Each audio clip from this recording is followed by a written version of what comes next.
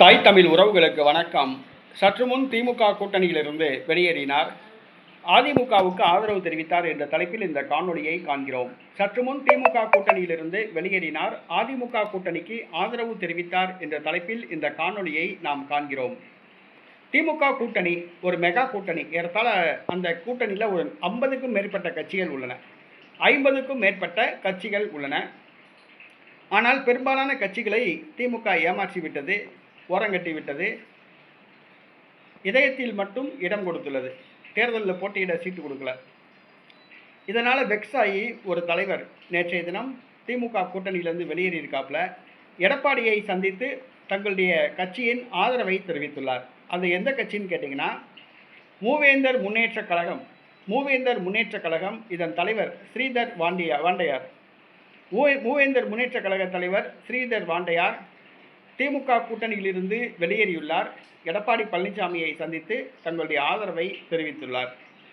மூவேந்தர் முன்னேற்ற கழகம் தமிழ்நாட்டில் ஓரளவு தேவர் சமூக மக்கள் மத்தியில் ஒரு செல்வாக்கான கட்சி.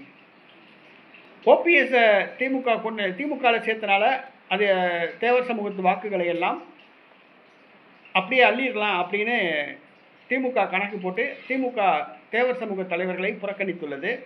அதில் ஒருத்தர் தான் ஸ்ரீதர் வாண்டையார். ஓபிஎஸ் திமுகவில் சேர்த்துட்டா தேவர் சமூக வாக்குகளை பூரா அப்படியே அள்ளிடலாமா?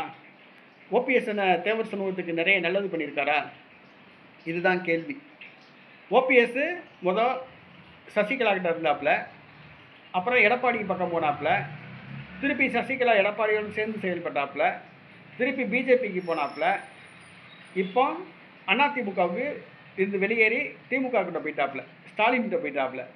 இவர் போகிற இடம் பூரா இந்த முக்குளத்தூர் சமூகத்தை சார்ந்தவர்கள் இவர் போகிற கட்சிக்கு பூரா ஓட்டு போடுவாங்களா? அதுதான் கேள்வி.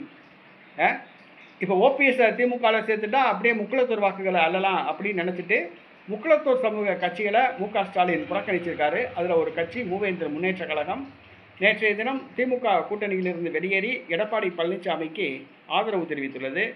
நாளுக்கு நாள் முக்குளத்தூர் ஆதரவு அதிமுகவுக்கு பெருகி வருகிறது. அதுதான் உண்மை.